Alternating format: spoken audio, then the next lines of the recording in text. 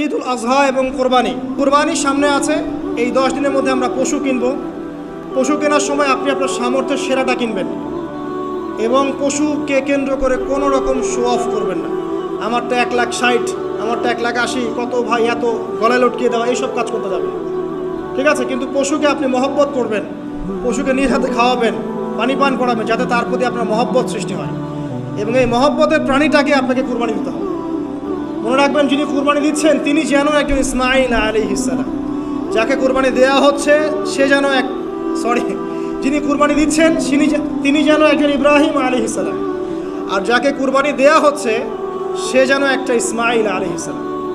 সবচেয়ে প্রিয় বস্তুটাকে কুরবানি করতে হবে। এই জন্যে আপনি আপনার সামর্থ্যের সেরাটা কিনবেন। এখানে অনেক মাসআলা আছে, আমি মাসআলাগুলো দিতে যাচ্ছি না। অনেক বড় বড় আলেম ওলামা আছেন, তাদের শরণাপন্ন হয়ে আপনারা এগুলোর মাসআলা নিয়ে নেবেন, ঠিক আছে? তবে আমি একটা বিষয় বলবো, খালি কুরবানিকে কেন্দ্র করে কোনো রকম রিয়া, অহংকার, লোক দেখানো কাজ করতে যাবেন এবং পরিবেশ দূষণ হয় এমন কোনো কাজ করতে যাবেন। জাস্ট ইসলামের সৌন্দর্য ফুটিয়ে তুলবেন, এর যে হক, মিসকিনের হক, আত্মীয়দের হক, এটা ঠিকঠাক মতো আদায় করবেন। এখানকার গোশত, রক্ত, মাংস কোনো কিছু আল্লাহর কাছে যাবে না, শুধুমাত্র আমার বিশুদ্ধ ইখলাসটাই আল্লাহর কাছে যাবে। অতএব এটা মনে রেখেই কোরবানি করা উচিত। আল্লাহ পাক তৌফিক ইনায়াত করুন, আমিন। ইনশাআল্লাহ কোরবানির গভীর শিক্ষা সম্পর্কে আগামী জুমায় কথা হবে। আর সর্বশেষ কথা হলো যে এই কাজগুলো, কোরবানি বলেন, এই যে নামাজ, তাসবিহ, তাহলিল, কোরআন তেলাওয়াত, তাওবা, তাকবীর, সওম, এই কাজগুলো পারিবারিকভাবে এবং সামাজিকভাবে করার চেষ্টা করেন, তাহলে ইসলামের সংস্কৃতি, হৃদ্যতা, ভালোবাসা ফুটে উঠবে। ইসলামের সৌন্দর্য অমুসলিমদের কাছে পরিস্ফুটিত হবে। ইনশাআল্লাহ দেখবেন এই সৌন্দর্য দেখে তারা ইসলামের পথে ফিরে আসবে ইনশাআল্লাহ। এই জিলহজ মাসের প্রথম 10 দিন সম্পর্কে আল্লাহ পাক সূরা ফজরের মধ্যে শপথ করেছেন, ওয়াল ফাজরি, ফজরের কসম, ওয়া লায়ালিন আশর, এবং এই 10 রাতের কসম। এই 10 রাত বলতে এখানে জিলহজ মাসের এই 10 দিন এবং 10 রাতকে বোঝানো হয়। এর ফজিলত সম্পর্কে নবী সাল্লাল্লাহু আলাইহি ওয়াসাল্লাম একটা হাদিসে বলছেন, সহিহ বুখারীর হাদিস, আনাস রাদিয়াল্লাহু আনহু, ইবনে আব্বাস রাদিয়াল্লাহু আনহুমা থেকে বর্ণিত, নবী করিম সাল্লাল্লাহু আলাইহি ওয়াসাল্লাম বলেছেন যে মা মিন আইয়ামিন আমালু সালিহু ফীহিন্না আহাব্বু ইলাল্লাহ মিন হাযিহিল আইয়ামিল আশর। আল্লাহ পাকের কাছে এই 10 দিন, অর্থাৎ জিলহজ মাসের প্রথম 10 দিনের নেক আমল যত বেশি প্রিয়, আল্লাহর কাছে জিলহজ মাসের প্রথম 10 দিনের নেক আমল যত বেশি প্রিয়, অন্য কোনো আমল এত বেশি প্রিয় না। অন্য কোনো আমল, এটা বুঝতে গিয়ে সাহাবায়ে কেরাম প্রশ্ন করছেন, ক্বালু, তারা বলছেন, ইয়া রাসূলুল্লাহ, হে আল্লাহর রাসূল, বলুন সাল্লাল্লাহু আলাইহি ওয়াসাল্লাম, ওয়ালাল জিহাদু ফি সাবিলিল্লাহ, আল্লাহর পথের জিহাদও কি নয়? আমরা তো জানি ইসলামের সর্বোচ্চ চূড়া হচ্ছে আল্লাহর পথের জিহাদ। তো নবী সাল্লাল্লাহু আলাইহি ওয়াসাল্লাম বলছেন, ওয়ালাল জিহাদু ফি সাবিলিল্লাহ, আল্লাহর পথের জিহাদও নয়, আল্লাহর পথের জিহাদও নয়, ইল্লা, তবে ওই ব্যক্তির কথা ভিন্ন, রাজুলুন খারাজা বিনাফসিহি ওয়া মালিহি ফালাম ইয়ারজি' মিন যালিকা বিশাই, কোন একজন ব্যক্তি যে তার জান এবং তার মাল নিয়ে আল্লাহর পথে বেরিয়ে গেছে, তারপরে কোনো কিছু নিয়ে সে ফিরে আসতে পারে নাই, মানে সে শহীদ হয়ে গেছে, এই ব্যক্তির কথা ভিন্ন। কিন্তু অন্য যে কোনো দিনের আমলের চাইতে এই 10 দিনের নেক আমল আল্লাহর কাছে সবচেয়ে বেশি প্রিয়। তাহলে আমরা বুঝতে পারলাম, আমরা যে 10 দিনে এখন বসবাস করছি, জিলহজ মাসের আজকে কয় তারিখ? 1 তারিখ। এই যে আল্লাহ পাক নিয়ামতের সাথে আমাদেরকে বাঁচিয়ে রেখেছেন, এই 10 দিন আমল করার সুযোগ দিয়েছেন, এই কৃতজ্ঞতা স্বীকার করে আমরা কিন্তু শেষ করতে পারবো না। পারবো না। প্রশ্ন হচ্ছে যে এই 10টা দিন আমরা কিভাবে কাজে লাগাতে পারি। আমি সেদিকেই যাবো ইনশাল্লাহ। তার আগে এই দিনগুলো সম্পর্কে আর কয়েকটা ফজিলতের হাদিস শুনিয়ে দিচ্ছি। তিরমিজি, ইবনে মাজাহ, মিশকাতের 128 পৃষ্ঠা একটা হাদিস এসেছে, আবু হুরায়রা রাদিয়াল্লাহু আনহু থেকে বর্ণিত, নবী করিম সাল্লাল্লাহু আলাইহি ওয়াসাল্লাম বলেছেন যে দিনসমূহের মধ্যে এমন কোনো দিন নাই, আল্লাহর দিনগুলোর মধ্যে এমন কোনো দিন নাই যেদিন ইবাদত করা আল্লাহর কাছে জিলহজের 10 দিনের ইবাদতের চেয়ে বেশি প্রিয়। কথা বুঝতে পারছেন? এরপরে নবী সাল্লাল্লাহু আলাইহি ওয়াসাল্লাম বলছেন, ইয়াদুলু সিয়ামু কুল্লি সিয়ামিন মিনহা বিসিয়ামি সানাতিন, এই 10 দিনের একটা সিয়াম বা একটা রোজা 1 বছর রোজা রাখার সমান। এই 10 দিনের একটা রোজা 1 বছর রোজা রাখার সমান। ওয়া কিয়ামু কুল্লি লাইলাতিন ফিহা বিকিয়ামি লাইলাতিল কদর, এবং এই 10 রাতের এক রাতের কিয়াম লাইলাতুল কদরে কিয়ামের সমান। আর আমরা জানি লাইলাতুল কদর সম্পর্কে আল্লাহ পাক কি বলেছেন, লাইলাতুল কদরি খায়রুম মিন আলফি শাহর, 1000 মাসের ইবাদত হচ্ছে উত্তম। তাহলে আমরা বুঝতে পারছি যে এই 10 দিন 10 রাত কি আমল করতে হবে এই হাদিসটা বলে দিচ্ছে, সিয়াম এবং কিয়াম। 10টা সিয়াম না পড়েন অ্যাটলিস্ট 3টা সিয়াম পারা যাবে ইনশাআল্লাহ। পারা যাবে না? একটা সোমবার পাবো সামনে আমরা, ওটা রাখা যাবে ইনশাআল্লাহ। একটা বৃহস্পতিবার পাবেন, সেটাও রাখা যাবে ইনশাআল্লাহ। আর আরাফার সিয়াম পাবেন ইনশাআল্লাহ। আরাফার সিয়াম রাখলে আগের 1 বছর পরের 1 বছর 2 বছরের গুনাহ মাফ হয়ে যাবে ইনশাআল্লাহ আযজা ওয়া জাল্লা। আর কিয়াম সম্পর্কে আমি সামনে বলছি ইনশাআল্লাহ তাআলা। এরপরে বাইহাকির একটা বর্ণনা আছে যে জিলহজ মাসের প্রথম দশকের রাতে,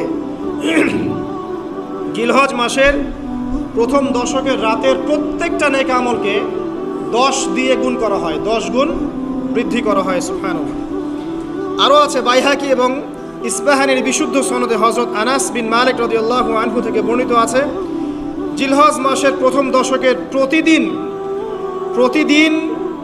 1000 দিনের সমান, মানে প্রতিদিনের আমল 1000 দিন আমলের সমান, এবং আরাফার দিনের মর্যাদা 10,000 দিনের সমান। আরাফার দিন যে ব্যক্তি ইবাদত করবে ইনশাআল্লাহ তাআলা সে 10,000 দিন ইবাদতের নেকি পাবে ইনশাআল্লাহ আযজা ওয়া জাল্লা। তো প্রথম কি করতে হবে সেটা এই হাদিস থেকে বোঝা যাচ্ছে। হাদিসটা কি? উম্মে সালামা রাদিয়াল্লাহু আনহা থেকে বর্ণিত, নবী সাল্লাল্লাহু আলাইহি ওয়াসাল্লাম বলছেন যে জিলহজ মাসের চাঁদ যে ব্যক্তি দেখবে সে যেন তার নখ এবং তার চুল এগুলো যেন আর না কাটে। চাঁদ দেখে ফেলেছেন, কুরবানি করা পর্যন্ত এখন চুল আর নখ যেন সে না কাটে। যদি না কাটেন তাহলে কি হবে? আপনি একটা পূর্ণাঙ্গ কুরবানির নেকি পাবেন ইনশাআল্লাহ। আর একটা কুরবানির নেকি কি জানেন? কুরবানির পশুর গায়ে যতগুলো লোমকূপ আছে ততগুলো নেকি আপনার আমল নামায় যুক্ত হবে ইনশাআল্লাহ আযজা ওয়া জাল্লা। এগুলো হাদিস। এখন আমরা প্র্যাকটিক্যাল কিছু কথায় আসি যে কিভাবে আমরা এই 10টা দিনকে কাজে লাগাতে পারি। আমি সবার আগে দোয়া করছি আল্লাহ পাক যেন আমাকে সবার আগে এর উপর আমল করা তৌফিক দান করেন, আমার পরিবারকে তৌফিক দান করেন, এবং অতঃপর আপনাদের সবাইকে যেন আল্লাহ পাক এই তৌফিক দান করেন, আমিন। 1 নাম্বার, যদিও কাজটা খুব ডিফিকাল্ট এবং এই যুগে এই জেনারেশনের জন্য কাজটা অনেক বেশি ডিফিকাল্ট, অলমোস্ট ইম্পসিবলের মতো, সেটা হচ্ছে এশার নামাজের পরপর ঘুমিয়ে যাওয়া। তাই না ভাই? এই কাজটা এখন কোয়াইট ইম্পসিবল, এশার নামাজের পরপর ঘুমিয়ে যাওয়া। কিন্তু চেষ্টা করতে হবে, আল্লাহ তৌফিক দান করুক, 10টা 11টার মধ্যেই যেন আমরা ঘুমিয়ে পড়তে পারি। আল্লাহ তৌফিক দান করুক, সবার আগে যেন আমাকে তৌফিক দান করুক। কোনো কোনো রাত এমনও কেটে যায় ফজরের নামাজ পড়তে হবে জন্য সারা রাত জেগে থাকতে হচ্ছে। আর আমাদের সময়ে বারাকা কমে গেছে, জানেন? আমাদের সময়ের মধ্যে বারাকা কমে গেছে, এটাও কিয়ামতের সাইন। নবী সাল্লাল্লাহু আলাইহি ওয়াসাল্লাম বলেছিলেন কিয়ামতের আগে আগে একটা বছর একটা মাসের মতো চলে যাবে, একটা মাস একটা সপ্তাহের মতো যাবে, একটা সপ্তাহ একটা দিনের মতো চলে যাবে, একটা দিন একটা ঘন্টার মতো চলে যাবে। তাই হচ্ছে না এখন? এই 7 দিন আগে আমরা জুমা পড়লাম, দেখেন 7 দিন। এই যে গত কয়দিন আগেই আপনি কুরবানির পশু জবাই করলেন, আবার কুরবানির ঈদ আপনার সামনে। সময় খুব দ্রুত চলে যাচ্ছে, আমরা বুঝতে পারছি না। এর কারণ হচ্ছে, একটা কারণ আমি ফাইন্ড আউট করেছি, সেটা হচ্ছে আমরা এখন ফজরের সালাতটাকে জামায়াতে গুরুত্ব দিচ্ছি না, এবং ফজরের নামাজের পর থেকে আমরা জেগে থাকছি না। অনেকেই, বেশিরভাগই যারা থাকছে আলহামদুলিল্লাহ। এই কারণে ওই যে বরকতময় সময়টা সকালে, এটা আমরা পাচ্ছি না। এই কারণে দিনটা আমাদের ছোট হয়ে আসছে, দিনে কাজগুলো আমরা শেষ করতে পারছি না, রাত জাগতে হচ্ছে। আর রাত জাগলে তো ফজরে ওঠা সম্ভব হচ্ছে না। সো এই সমস্যাটা হচ্ছে ফজর কেন্দ্রিক, ফজরটাকে গুরুত্ব দিতে হবে সবচেয়ে বেশি। আল্লাহ পাক আমাকে তৌফিক দেখ, আপনাদের সবাইকে তৌফিক দান করুন। এই 10টা দিন আমরা প্র্যাকটিস করবো ইনশাআল্লাহ। রমাদান মাসে আমরা যেমন প্র্যাকটিস করেছিলাম 1 মাস আল্লাহর আনুগত্যের, এই 10টা দিন উৎসবের উৎসাহ নিয়ে আমরা আবার প্র্যাকটিস করবো ইনশাআল্লাহ আযজা ওয়া জাল। আর এই বিষয়গুলো বেশি বেশি প্রচার করবেন অনলাইনে, কারণ আমাদের জাতিটা, আমি জানি না সৌভাগ্য না দুর্ভাগ্য, আমরা খুব ইস্যু পাগল জাতি। ইস্যু একটা ধরিয়ে দিবেন, এটা নিয়ে আসতে থাকবে, যে কোনো ইস্যু। নবী সাল্লাল্লাহু আলাইহি ওয়াসাল্লামকে অবমাননা করা হয়েছিল, এখন কয়জনের মনে আছে? মনে আছে কয়জনের? তারপরে ইস্যু চলে আসলো বন্যা, এখন কয়জনের মনে আছে যে বন্যা হয়েছিল? এখন আছে সেতু, এটা নিয়ে সবাই কথাবার্তা বলছে। এরপরে দেখবেন আরেকটা নতুন ইস্যু, সেতুর কথা মানুষ ভুলে যাবে। আমরা কেন জানি সাইকোলজিক্যালি এমন হয়ে গেছে যে ইস্যু একটা ধরিয়ে দিলেই 5 দিন 7 দিন 10 দিন কথা বলতে থাকি, আবার ইস্যুও শেষ, কথা বলাও শেষ, মানুষ ভুলে যায়। তো এই কারণে মনে করিয়ে দেওয়ার স্বার্থে জিলহজের 10 দিনের ফজিলত আমাদের সবাইকে মনে করিয়ে দেওয়া লাগবে, ঠিক আছে? অনলাইন অফলাইনে সবাই প্রচার করবেন। এই 10 দিন নেক আমলের জন্য একটা উৎসবের উপহার আল্লাহর পক্ষ থেকে। এই 10টা দিন যেন আমরা আল্লাহর পক্ষ থেকে এই উপহারকে কাজে লাগাই, বেশি বেশি নেক আমল করি, পরকালকে গুছিয়ে নেই। পারবো না ইনশাআল্লাহ? ইনশাআল্লাহ। প্রথম কাজ, আর্লি ঘুমিয়ে যাওয়ার চেষ্টা করা। 2 নাম্বার, ফজরের নামাজের মিনিমাম আধা ঘন্টা আগে ঘুম থেকে ওঠার চেষ্টা করা। ফজরের নামাজ কয়টা আপনাদের এখানে? 4:30টায়। 4টা বা 4:45টায় ওঠার চেষ্টা করতে হবে। আল্লাহ পাক তৌফিক দান করুন। ওযু ইস্তেনজা করার পরে মিনিমাম 2 থেকে 4 রাকাত নফল নামাজ পড়বে। মিনিমাম 2 থেকে 4 রাকাত নফল নামাজ পড়বে। আমরা জানি যে আমরা নবী সাল্লাল্লাহু আলাইহি ওয়াসাল্লামের মতো তাহাজ্জুদ করতে পারবো না। পারবেন? তার 2 রাকাত নামাজে তিনি প্রায় 4 পারা কোরআন তেলাওয়াত করেছেন। 2 রাকাত নামাজে 4 থেকে 4.5 পারা কোরআন তেলাওয়াত করেছেন। আমরা কি পারবো? আমরা পারবো না। মিনিমাম 2 রাকাত নামাজ বা 4 রাকাত নামাজ তো করতে পারি।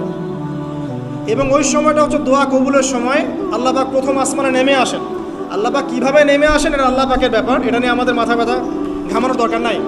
আল্লাহ নেমে এসে আহ্বান করতে থাকেন, কারো কি কোনো চাওয়া আছে আমার কাছে? আমি সেই চাওয়া পূরণ করে দিব। কেউ কি অসুস্থ আছো? আমাকে ডাকলে আমি শেফা দিয়ে দিব। কেউ কি আমার কাছে ক্ষমা চাইবে? আমি ক্ষমা করে দেব। কেউ কি আমাকে ডাকবে? আমি তার ডাকে সাড়া দেব। এভাবে ফজর পর্যন্ত আল্লাহ পাক আহ্বান করতে থাকেন, কিন্তু আমরা আসলে ঘুমিয়ে থাকি। আল্লাহ পাক আমাদেরকে মাফ করে দিন এবং এই নেক সময়গুলোকে কাজে লাগানো তৌফিক আল্লাহ পাক দান করুন, আমিন। এরপরে আমরা চলে আসবো ইনশাআল্লাহ ফজর জামাতে। এবং নামাজের বাহ্যিক মাসআলাগুলোকে নিয়ে বেশি বাড়াবাড়ি করবেন না, অভ্যন্তরীণ বিষয় নিয়ে ফোকাস করুন। বাহ্যিক মাসআলা নিয়ে আমরা যথেষ্ট বাড়াবাড়ি করেছি। অভ্যন্তরীণ যে বিষয়টা আছে, নামাজের আধ্যাত্মিকত্ব, নামাজের রুহানিয়াত, নামাজের মাআরিফাত, আল্লাহকে পাওয়া, নামাজের আত্মশুদ্ধি, ইহসান, এটা নিয়ে বেশি ফোকাস করে। আমরা তর্ক করি হাত বাঁধা নিয়ে, তাই না? হাত বাঁধা নিয়ে, রফুল ইয়াদাইন নিয়ে, আমিন নিয়ে, এগুলো নিয়ে আমরা তর্ক করি। কয়জন তর্ক করেছি যে নামাজে কতটুকু মনোযোগ থাকলো তাই নিয়ে? কোনটা বেশি ইম্পর্টেন্ট? নামাজ যদি মনোযোগই না থাকে, আমার হাত বাঁধা দিয়ে আল্লাহ পাক যা আসে নাকি? একটা বাহ্যিক আমল করেছে, আল্লাহ পাক নেকি দিবেন, ঠিক আছে ইনশাআল্লাহ। নামাজের ইহসানটা সবচেয়ে বেশি গুরুত্বপূর্ণ নয় কি? ফাওয়াইলুল লিল মুসাল্লিন আল্লাযীনা হুম আন সালাতিহিম সাহুন। যারা নামাজ সম্পর্কে উদাসীন। তো নামাজে দাঁড়িয়ে যদি আমি সারা দুনিয়ার বিষয় চিন্তা করতে শুরু করি, তাহলে আমার হাত কোথায় বাঁধলাম এটা কি আল্লাহ পাক দেখবেন? আল্লাহ পাক আমাদেরকে বোঝার তৌফিক দান করুন যে মূল বিষয় কোনটা সেটা নিয়ে ফোকাস করি। আমরা মুসলিমরা জাতি হিসাবে এখন মূল বিষয়গুলোকে বাদ দিয়ে গৌণ বিষয় নিয়ে বেশি ফোকাস করি। এটা আমাদের অধঃপতনের অন্যতম একটা কারণ। আল্লাহ পাক আমাদেরকে বোঝার তৌফিক দান করুন, আমিন। জামাতে নামাজ পড়ার পরে আপনারা চলে যাবেন না হুট করে, এখানে বসে থাকবেন। বসে বসে তাসবিহ তাহলিল করবেন, জিকির আজকার করবেন। খুব কমন তাসবিহ আছে কিছু। আয়াতুল কুরসি পড়বেন একবার, সূরা ফালাক, ইখলাস, নাস 3 বার করে পড়বেন। তারপরে আল্লাহুম্মা আনতাস সালাম ওয়া মিনকাস সালাম তাবারাকতা ইয়া যাল জালালি ওয়াল ইকরাম পড়বেন। আল্লাহুম্মা আইন্নি আলা যিকরিক ওয়া শুকরিকা ওয়া হুসনি ইবাদাতিক পড়বেন। আল্লাহুম্মা ইন্না নাসআলুকা ইলমান নাফিআন ওয়া আমালান মুতাকাব্বালান ওয়া রিজকান তাইয়্যিবা, এটা পড়বেন। দরুদ শরীফ পড়বেন 10 বার। তারপরে পড়বেন রাদিতু বিল্লাহি রাব্বান ওয়া বিল ইসলামি দীনান ওয়া বি মুহাম্মাদিন নাবিয়্যা 3 বার। হাসবি আল্লাহ লা ইলাহা ইল্লা হু আলাইহি তাওয়াক্কালতু ওয়া হুয়া রাব্বুল আরশিল আযীম 7 বার। সুবহানাল্লাহি ওয়া বিহামদিহি আদাদা খালকিহি ওয়া রিদা নাফসিহি ওয়া জিনাতা আরশিহি ওয়া মিদাদা কালিমাতিহি 3 বার। তারপরে আর অনেক আছে, বলতে গেলে আসলে সময় শেষ হয়ে যাবে। আমি একটা বইয়ের নাম বলে দেই, এই বইয়ের মধ্যে সব পাবেন, ঠিক আছে? বইটার নাম হচ্ছে হিসনুল মুসলিম। কি নাম? হিসনুল মুসলিম। অ্যাপসও আছে, পকেটে অ্যাপস রাখতে পারেন, পকেট সাইজ বই পাওয়া যায়, পকেটে রাখতে পারেন। নামাজের পরে খুলে খুলে পড়বেন। এগুলো করতে গিয়ে আপনাকে কেউ বাধা দিবে? এগুলো করলে কি আপনি সন্ত্রাসী হয়ে যাবেন, মৌলবাদী হয়ে যাবেন, জঙ্গি হয়ে যাবেন? এই আমলগুলো করবেন, ছাড়বেন না, ঠিক আছে? আমল ছাড়বেন না। আমল সেই জিন্দেহি বানতা, একটা কথা আছে, আমল দিয়েই জীবন গঠিত হয়, জীবন গড়ে। আল্লাহ পাক তৌফিক ইনায়াত করুন। আরেকটা কথা বলি, ফজর নামাজের পরে চেষ্টা করেন আধা ঘন্টা থেকে 1 ঘন্টা কোরআন তেলাওয়াত করার জন্য। পারা যাবে ভাই ইনশাআল্লাহ? আবার বলছি, প্রত্যেক হরফে 10 নেকি পাবেন ইনশাআল্লাহ। কোরআন তেলাওয়াত করলে অর্থ না বুঝেও যদি তেলাওয়াত করেন প্রত্যেক হরফে 10 নেকি পাবেন ইনশাআল্লাহ। কিন্তু অর্থ না বুঝলে কোরআনের হক আদায় হয় না। আবারও বলছি, আমি যা বলেছি সেটা বলতে আমি দ্বিধা করছি না। আমি বলছি কোরআন তেলাওয়াত করলে প্রত্যেক হরফে আপনি 10 নেকি করে পাবেন। বোঝেন আর নাই বোঝেন, তাফসির বোঝেন আর নাই বোঝেন, অর্থ বোঝেন আর নাই বোঝেন, প্রত্যেক হরফে কি পাবেন? 10 নেকি পাবেন। কিন্তু অর্থ না বুঝলে, অনুধাবন না করলে কোরআন নাজিলের মূল হক আদায় হবে না। কোরআন নাজিল হয়েছে তাদাব্বুরের জন্য, গবেষণার জন্য, কোরআন কেন্দ্রিক জীবন করার জন্য। যদি অর্থ না বোঝেন কেমন করে জীবন করবেন? আর যতটুকু বুঝবো আলহামদুলিল্লাহ, যেটা বুঝবো না ওলামায়ে কেরামের কাছে যাবো, জিজ্ঞাসা করবো, জেনে নিব। সিম্পল। আমি তো সব বুঝবো না, বুঝবো? আমি তো সব বুঝতে পারবো না। যেটা বুঝবো না আলেমদের কাছে জিজ্ঞাসা করে নেব। কোরআন তেলাওয়াত করুন। এরপর চলে আসেন, যদি পসিবল হয় ফজরের পর জিকির আজকার করার পর তিলাওয়াত করলেন, এরপর চলে গেলেন, যাওয়ার আগে, মসজিদ থেকে যাওয়ার আগে আপনি অন্তত 2টা রাকাত এই ইশরাকের নামাজ পড়ুন। কিসের নামাজ? ইশরাক। নবীজি বলেছেন, কেউ যদি ফজরের নামাজ জামাতে পড়ে তারপরে সালাম ফিরানোর পর ওই জায়গাতেই বসে থাকে এবং জিকির আজগার করতে থাকে, সুবহানাল্লাহ 100 বার পড়লো, আস্তাগফিরুল্লাহ 100 বার পড়লো, ঠিক আছে, লা ইলাহা ইল্লাল্লাহ ওয়াহদাহু লা শারীকা লাহ লাহুল মুলক ওয়া লাহুল হামদ ওয়া হুয়া আলা কুল্লি শাইইন কাদির, এগুলো পড়লো, তারপরে ধরেন দরুদ শরীফ পড়লো ইত্যাদি। জিকির আজগার শেষ করে সূর্য উঠে যাওয়ার পরে সে যদি 2 রাকাত নামাজ পড়ে, মাত্র 2 রাকাত, সে ফিরে যাবে একটা কবুল হজ, একটা কবুল ওমরার নেকি নিয়ে ফিরবে ইনশাআল্লাহ। আরেকটা নামাজ আছে, যদি পসিবল হয় পড়তে পারেন, 8টা থেকে 10টার মধ্যে পড়ে ফেললে ভালো, এরপরে সূর্য উঠে যায়, সূর্য গরম হয়ে যায়। সেটা হলো আপনার এই চাশতের নামাজ, যেটাকে আমরা বলি সলাতুদ দুহা, চাশতের নামাজ। আমরা অনেকে রিজিকের সমস্যায় ভুগি না? দারিদ্রতা, রিজিকের সমস্যা, আমাদের অভাব, এই সমস্যা আছে না? চাশতের নামাজ যে ব্যক্তি নিয়মিত পড়বে তাকে 2টা ফজিলত দেওয়া হয়। কয়টা ফজিলত? চাশতের নামাজ যে ব্যক্তি নিয়মিত পড়ে তার 2টা স্পেশাল ফজিলত। এক, তাকে দ্বীনের জ্ঞান দেওয়া হবে, ইলম মুখস্থ ক্ষমতা দেওয়া হবে, আপনি হিফজ ক্ষমতা বেড়ে যাবে, কোরআন সুন্নাহ মুখস্থ রাখতে পারবেন ভালো ইনশাআল্লাহ, আল্লাহর পক্ষ থেকে বুঝ দেওয়া হবে। আরেকটা হচ্ছে আপনার দারিদ্রতা আল্লাহ পাক দূর করে দেবেন। এগুলো পরীক্ষিত আমল ভাই, এগুলো কোনো গাল গল্প বলছি না, এগুলো পরীক্ষিত। আরেকটা আছে, সূরা ওয়াকিয়া রাতে তেলাওয়াত করেন, সূরা ইযা ওয়াকাআতিল ওয়াকিয়া লাইসা লিওয়াকাআতিহা কাযিবা, এই সূরাটা আপনি তেলাওয়াত করেন, দেখবেন দারিদ্রতা চলে যাবে ইনশাআল্লাহ আযজা ওয়া জাল্লা, চলে যাবেই ইনশাআল্লাহ। এবার আসুন কোরআন তেলাওয়াত নিয়ে 2টা কথা বলে দেই। কিছু কিছু সূরার কিছু কিছু অংশ মুখস্থ করে ফেলার চেষ্টা করেন। প্রত্যেক দিন এই অংশটুকু আপনি নিজে তেলাওয়াত করবেন। ফর এক্সাম্পল, সূরা বাকারার প্রথম 5টা আয়াত, তারপরে আয়াতুল কুরসি 255 নম্বর আয়াত, সূরা বাকারার শেষের 3টা আয়াত, সূরাতুল আলী ইমরান শেষের 10 আয়াত, সূরা কাহফ প্রথম 10 শেষের 10, সূরা মুমিনুন শেষের 5-7টা আয়াত, সূরা তাওবার শেষ পৃষ্ঠা, সূরা আহজাবের শেষ পৃষ্ঠা, সূরা ফালাক, সূরা নাস, সূরা ইখলাস, সূরা কাফিরুন, সূরা জিন এর প্রথম 10টা-20টা আয়াত, এছাড়া আরও সূরা হাশর শেষের 5-7টা আয়াত। এগুলো মুখস্থ করে ফেলেন, প্রতিদিন এগুলো আপনি চর্চা করুন, পারবেন ইনশাআল্লাহ। প্রত্যেক দিন যদি কোরআন তেলাওয়াত করেন একটা নেকি আছে, একটা ফজিলত স্পেশাল, সেটা হলো কোরআন কিয়ামতের মাঠে আপনার পক্ষে সুপারিশ করবে।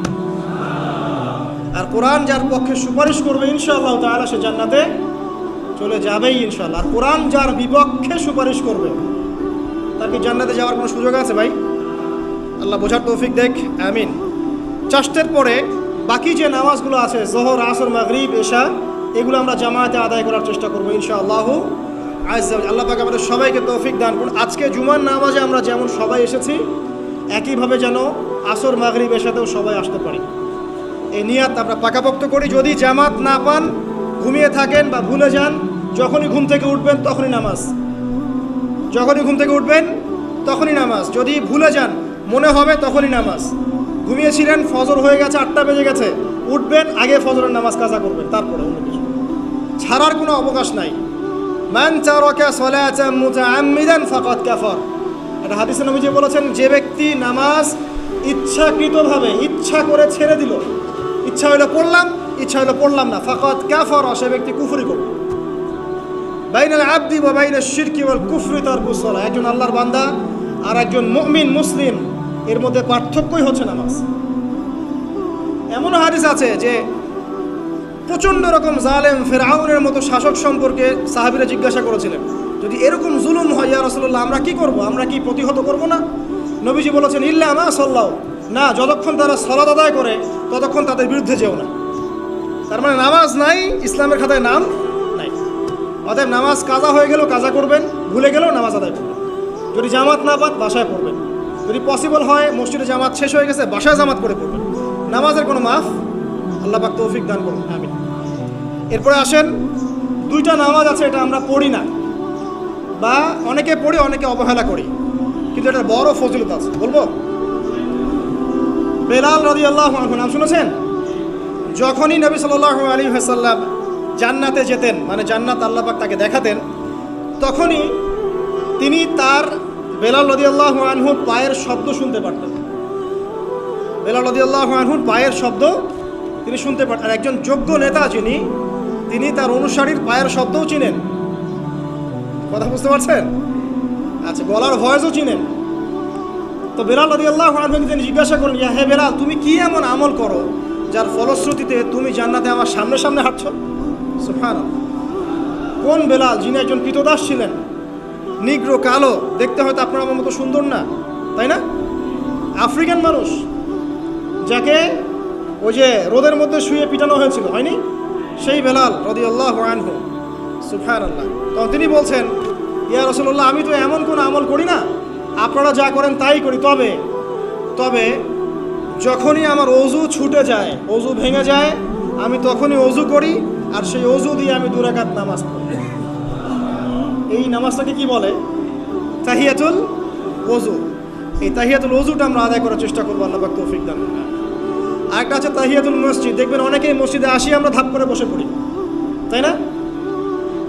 আসলে কিন্তু মসজিদে এসে 2 রাকাত নামাজ পড়ে বসা সুন্নাত। মসজিদে একটা হক আছে, মসজিদে আসলেন 2 রাকাত নামাজ পড়লেন, সংক্ষিপ্ত আকারে পড়লেন, পড়ে বসবেন, এটা করা উচিত। আল্লাহ পাক তৌফিক এনায়েত করুন, আমিন।